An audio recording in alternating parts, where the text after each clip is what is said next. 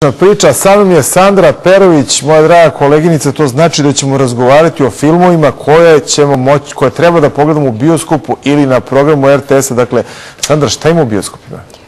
Pa, znaš kako, sa dolaskom decembra i božićnih praznika dolaze i veliki hitovi koji se dugo čekaju, a nekako to je i vreme kada se prave rekapitulacije, dakle, kako u svetu pokretnih slika, tako i u nekim drugim umetnostima, ali konkretno kada pričamo o filmu, sada već mogu da kažem da je 2015. godina bila franšizna godina. Šta to znači? Dobili smo dugo očekivani 24. nastavak Bond serijala Spektra, a ono čemu se posebno radujemo, čeka nas za nekih, nepunih nedelju dana. I sada već mogu da kažem da je odbrojavanje počelo u svetske i srpske bioskope, čak u srpske bioskope ranije nego u američke. Dolazi 7. epizoda Ratova zvezda, Buđenje sile. Je li ima dosta namčara poput mene kojima su prva 3 nastavka, odnosno to se danas zove 4., 5. i 6. Lukasovi, zapravo jedini Ratovi zvezda koje ozbiljno uzimaju, a ovo je ekipa iz ta 3 nastavka. Znači, ovo je prvobitna postavka. Vrlo vešto producenti kriju sadržaj, siže filma Buđenje sile i gotovo da se ništa ne zna. Ali se zna da je ta ekipa. Jedino što se zna jeste da će to biti jedno, možda nostalgično putovanje u prošlost, ali ne u potpunosti. Putovanje u prošlost utoliko da bi moglo da se ide u budućnost. Naravno, bit će tu stari, dobri, omiljeni likovi, princeza Leia, Luke Skywalker, pojavit će se Harrison Ford, Carrie Fisher, Michael Hamill i tako dalje, međutim i mnogi novi glumci. Tužno je što je George Lucas zbog neslaganja sa ljudima iz Disneya rešio da proda franšizu Disneyevcima i meni je iskreno kao i tebi... Odnosno da prepusti potpunu kontrolu nad filmom. Prepusti kontrolu nad filmom. Došlo je znači do neslaganja upravo oko sadržaja i zato su se i razišli, ali velika je misterija oko svega toga. Čak na društvenim mrežama pokreće se polemika oko toga zbog čega Luka Skywalkera nema ni u traileru, niti ga ima na plakatu i pretpostavke su da se možda prebacio na onu mračnu stranu Anakinovu. Vidjet ćemo. To znači da ga ne reklamiraju pošto je li postao loš. Mark Hamill je inače jako interesantan glumac, upravo zbog toga što je on naprasno prekinuo svoju karijeru na platnu zbog, čini mi se, saobraćajne nesreće ili tako nečega. I ovo se sada prvi put, on je dosta glumio, sinhronizovao je filmove, ali prvi put se sada vraća na filmsko platno posle dugo vremena. I velike je imao pripreme, morao je da oslabi nekih 20 kilograma, dakle da promeni režim ishrane, da jako puno vežba, nadam se da je uspeo da se vrati u formu. I kada je premijera? Dakle, beogradska će biti u ponoć između 16. i 17. decembra, američka 18. decembra, tako da ćemo, kao što sam malo pre rekla, biti ispred Sjedinjenih država. Dešava se to, nije to prvi put. Ja predlažem da pogledamo odlomak kratak iz filma, mislim da imamo spremljeno u režiji. A posle toga imamo još jedan dodatak na temu Star Wars. Da.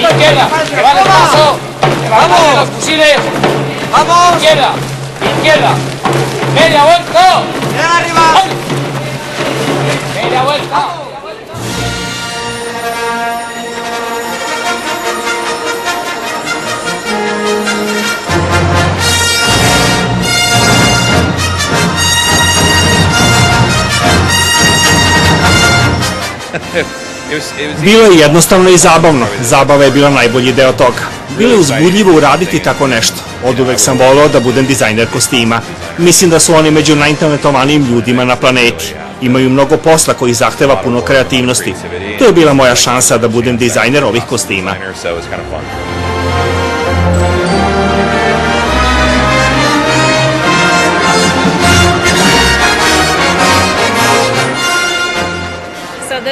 Ovo je potpuno završen kostim i jedan je iz kolekcije. Sačinjen je od 18-karatnog zlata i dijamanata. Bilo je potrebno više od 600 sati da se napravi. Međutim, svi smo uživali u poslu. Ima više od 860 dijamanata na njemu. Sve je ručno pravljeno, sastavljeno je od 42 dela da bi proizvod bio savršen.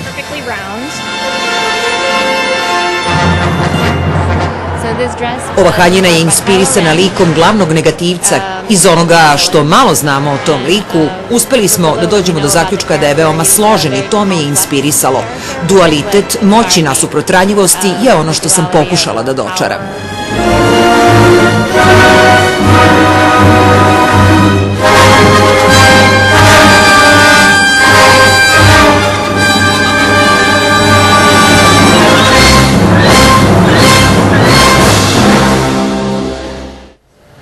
Sandra, biće su mračne sile malo umešale prsti u našu režiju, pa smo vidjeli nešto drugo. Šta smo ovo vidjeli? Ja mislim da Anakin kriv za ovo. Ili Darth Vader. Hoću da kažem da, malo smo se prebacili na Kena Loacha, a to je ono što prikazuje redakcija filmskog i serijskog programa utorkom. Međutim, odmah nakon toga usledilo je nešto jako zanimljivo. 2. decembra u Njujorku je upriličena izložba koja na jedan vrlo zanimljiv način spaja pokretne slike i modu.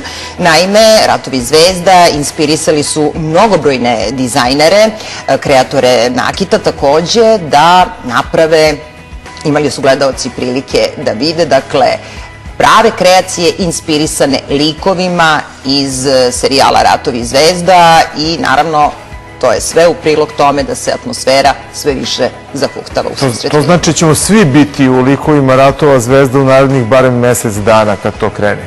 Oni koji vole sigurno da. Pomenula si Kena Loacha, dakle, osim Ratova zvezda, šta bi još bilo zanimljivo u bioskopima ovog vikenda? Šta bi recimo Hajde da izdvojili? budemo žanrovski raznovrsni i da ne pričamo samo o blockbusterima. Hajde da se obratimo i onoj maloj probirljivijoj publici sa istančanijim možda ukusom i zahtevnijim.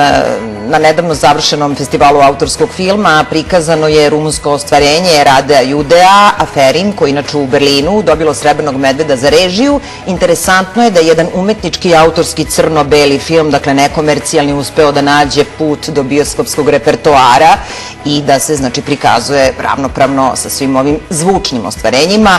Festival autorskog filma je dokazao da imamo publiku gladnu i željnu ovakvih filmova. Brojnu ili manje brojnu? Pa, za vreme autorskog festivala i Kulturni centar Beograda i Dom omladine bili su ispunjeni do poslednjeg mesta, što je vrlo lepo i ohrabrujuće. Dakle, preporučujem Aferin. Jedan onako zanimljiv balkanski western, jedna parabola savremene Evrope, o položaju pojedinca u sistemu društvenom koji deluje poput nekakvih stega. Vrlo zanimljiv film, preporučujem. I naravno preporučila bih u subotu povodom 10 godina premijera, odnosno puštanja premijernih opera u bioskopima širom sveta iz Metropolitana. Kod nas će biti u bioskopima, odnosno tačnije u bioskopu Cineplex, prikazana Mozartova Čarobna frula. Dakle, u subotu uveče direktno iz Metropolitana, nešto jako zanimljivo, opet za neku drugu publiku takođe. I naravno za one najmlađe preporuka Mali princ. Dakle, najskuplji francuski animirani film svih vremena i prva animirana ekranizacija Egzeprijevog dela. Šta je sa filmovima koji se gledaju na televiziji, odnosno na RTS-u? Zanimljivo će početi vikend. Naravno imamo serijal o Rokiju, dakle mislim da je 5. deo sutra na programu. A što se tiče subote, u okviru premijera domaćih filmova subotom uveče, tu je ostvarenje Marka Novakovića Bez stepenika, a odmah nakon toga film Olivera Stonea Bush. Znamo da se Oliver Stone kao jedan vrlo angažovan reditelj u svojoj karijeri vrlo bavio istorijskim događajima i da su mu negde američki predsjednici uvek bili vrlo interesantni i u nekakvom njegovom ličnom fokusu. Konkretno, ovaj film nas vraća u vreme kada je George Bush praktično bio student, nakon toga započeo svoju političku karijeru u Teksasu i naravno došao do Bele kuće. Preporuka za gledaoce RTS-a. Još samo ostaje da te pitam koliko će biti neizvestan ishod filma Rocky 5 koji se prikazuje, pobeđuje Rocky ili šta? Ili ne smiješ da nam kažeš? Ne smijem da vam odam tajnu. Da. I još jedna preporuka, Ken Loach, koga smo pustili na početku priče o Star Warsu. To su ovi dobošari, tako? To su ovi dobošari, jeste, dakle, filmski program RTS-a upriličio je veliku retrospektivu jednog od najvećih britanskih autora, Kena Loacha. Znamo da su to angažovani filmovi.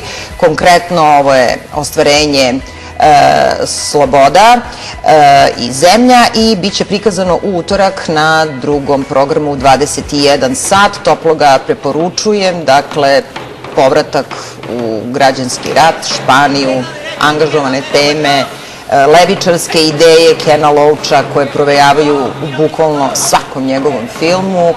Dakle, jedan žanrovski i tematski raznolik program na RTS-u.